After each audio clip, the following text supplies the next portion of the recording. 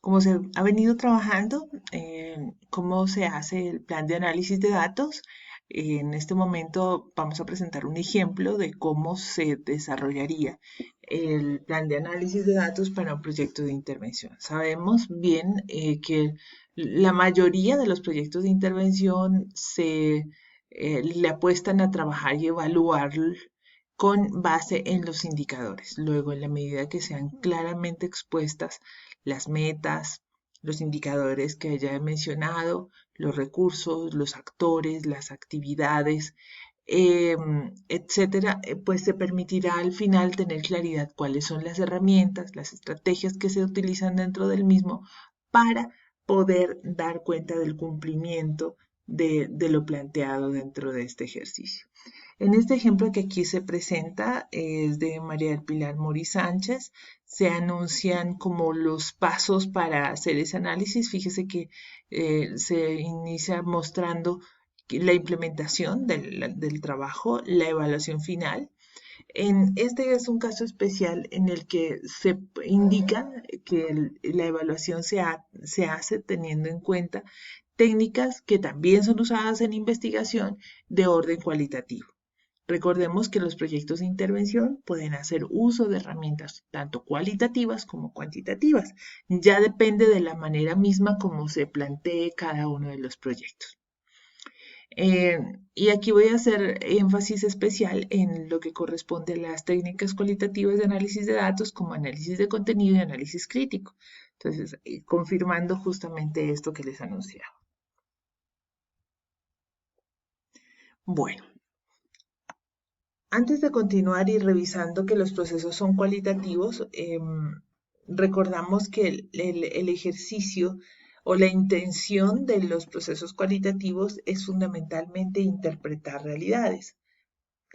Y para el caso de la intervención es movilizar esas mismas realidades. Cuando intentamos hacer ese ejercicio, pues nos preguntamos qué es lo que debemos hacer. Sabemos que los procesos cualitativos lo que buscan, o más bien el proceso que lo orienta es fundamentalmente inductivo. Por eso parte del reconocimiento de esas realidades particulares para poder llegar a procesos un poco más eh, generales, poder formular teoría, poder formular conocimiento. Siendo muy en sintonía con esto, pues estoy presentando aquí unas consideraciones de Max Weber, quien menciona justamente que en las ciencias sociales y culturales las disciplinas buscan fundamentalmente analizar los fenómenos de la realidad. Por tanto, la significación cultural es realmente a donde quiere llegarse. Entonces, tomando distancia del método científico, se plantea que no hay una ley general. En realidad, pueden plantearse diferentes maneras, diferentes métodos que sin perder rigurosidad, sin perder sistematicidad, son válidos a la hora de trabajar el ejercicio de interpretar, de analizar información cualitativa. El lugar del investigador es entonces fundamentalmente comprender que la individualidad de los fenómenos no se busca con ello entonces generalizar la información. Esto sería que si con un ejercicio que yo desarrollo en mi comunidad, esto me permite explicar la otra. No necesariamente, porque en esta lógica se permite dar cuenta que cada realidad tiene unas complejidades y características o atributos diferentes. Alfred Schutz, en su obra Las bases fenomenológicas de las ciencias sociales, pues toca un tema que a nosotros nos compete y es la intersubjetividad. ¿A qué hace referencia este ejercicio? El cómo conocemos el contenido de las mentes de las otras personas. ¿Cómo lo hacemos? ¿Cómo conocemos a otros? Yo. ¿Cómo se produce la reciprocidad de las perspectivas entre personas diferentes? ¿Cómo se produce la comprensión y la comunicación entre las personas? Partiendo de esto, entonces sabemos que la intersubjetividad es justamente aquello que nos permite comprender el mundo social. Sabemos que esa comprensión no hace parte de un mundo privado. Es común para todas las personas en cuanto todos pueden tener experiencia de la intersubjetividad. Sabemos que esa intersubjetividad hace referencia a cómo las diferentes subjetividades de las personas pueden tener encuentro y permiten en conjunto explicar un fenómeno social. Esta simultaneidad, la que se da en la interacción entre las personas, es la esencia de la intersubjetividad y significa que en ella se capta la subjetividad del alter ego, al mismo tiempo que vivo en mi propio flujo de conciencia. Esto lo dice Schutz. Con esto queremos decir que es fundamental el poder tener dentro de nuestros procesos y para poder realmente hacer esas comprensiones de las realidades y las transformaciones, movilizaciones que pretendemos lograr con nuestros proyectos de intervención, se requiere el que diferentes visiones puedan participar dentro de esa comprensión. Esto implicaría que la información que yo vaya a recoger pueda tener diferentes fuentes, diferentes actores, que además cuando yo voy a hacer esa interpretación, otras personas, otros autores me permitan también darle ese sentido de lo intersubjetivo. En conclusión, la tarea del investigador social es tratar de comprender la idea o el significado de lo que se está haciendo o diciendo. El mejor inicio para la elaboración de los datos es en este sentido: la lectura, la relectura y nuevamente leer la información. La relectura de las notas tomadas del trabajo de campo, de lo que hemos hecho en el curso, de las observaciones, de las entrevistas, etcétera, es lo que me permite trabajar. No es gratuito que cada trabajo de grado tenga un director, que además sea trabajado con unos jurados, porque justamente es esas diferentes miradas las que permiten nutrir, favorecer la calidad de su trabajo. Y ya dentro del ejercicio mismo de su recolección de información es fundamental que ustedes tengan el dominio total de esa información. Es por eso que ustedes terminan siendo expertos en la temática que orienta su trabajo de grado.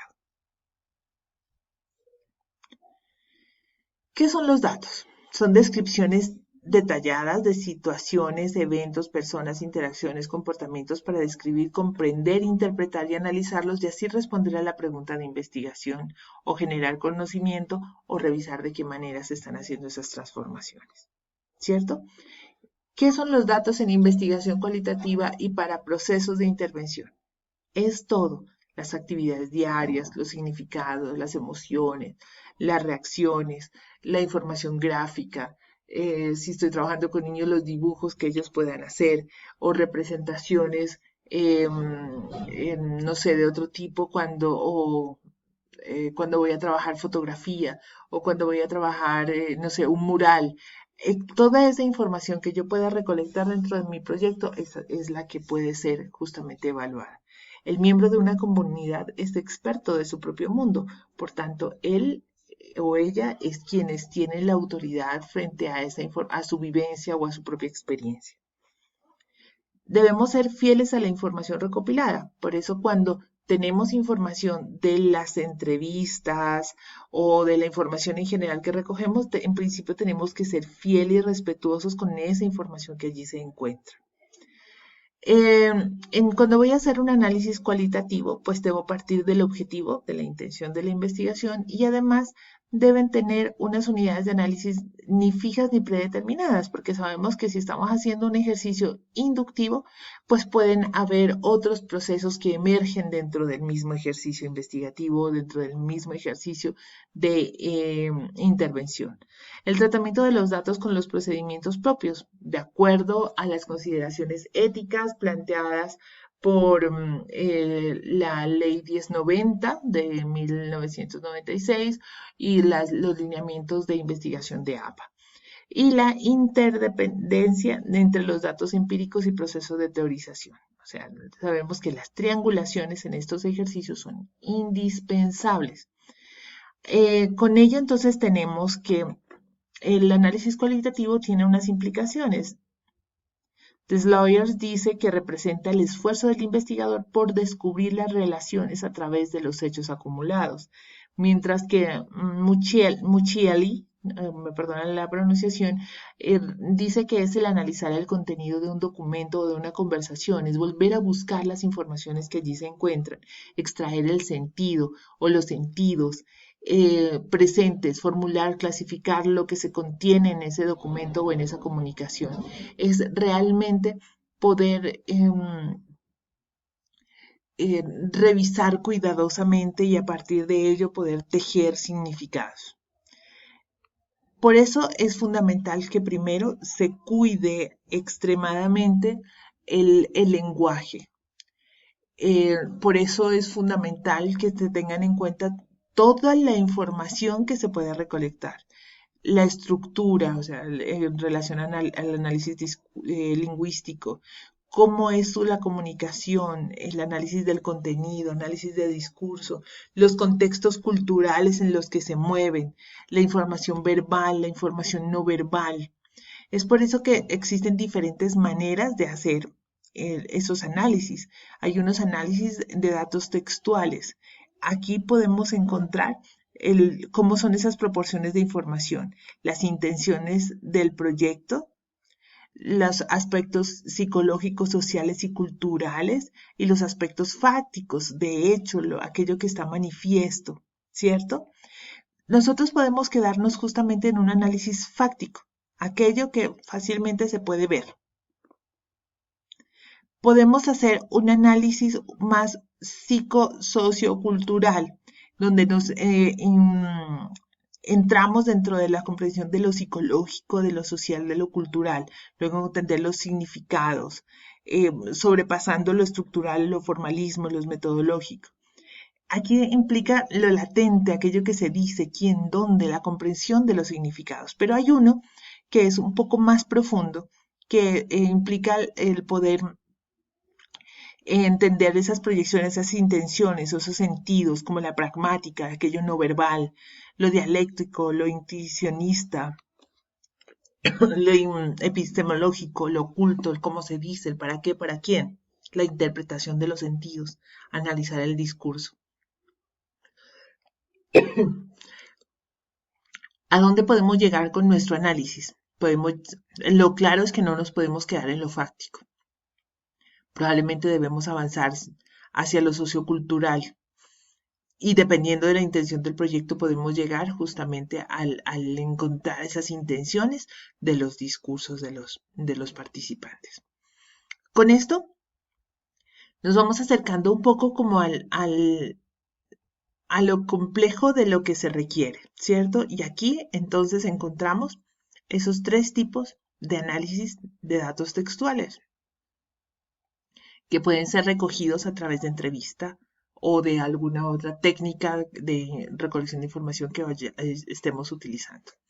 Análisis de contenido, análisis interpretativo de contenido o análisis de discurso.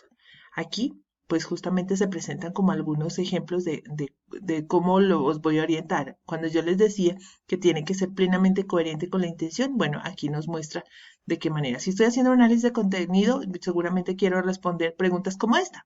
¿Existen diferencias en el uso del término de participación entre los discursos dirigentes y no dirigentes del movimiento estudiantil secundario acerca de las movilizaciones estudiantiles? Si hubiera hacer un análisis interpretativo, me pudieran preguntarme cuáles son los significados, atributos de los estudiantes universitarios de la Universidad de Nariño a la participación de los recientes movimientos estudiantiles.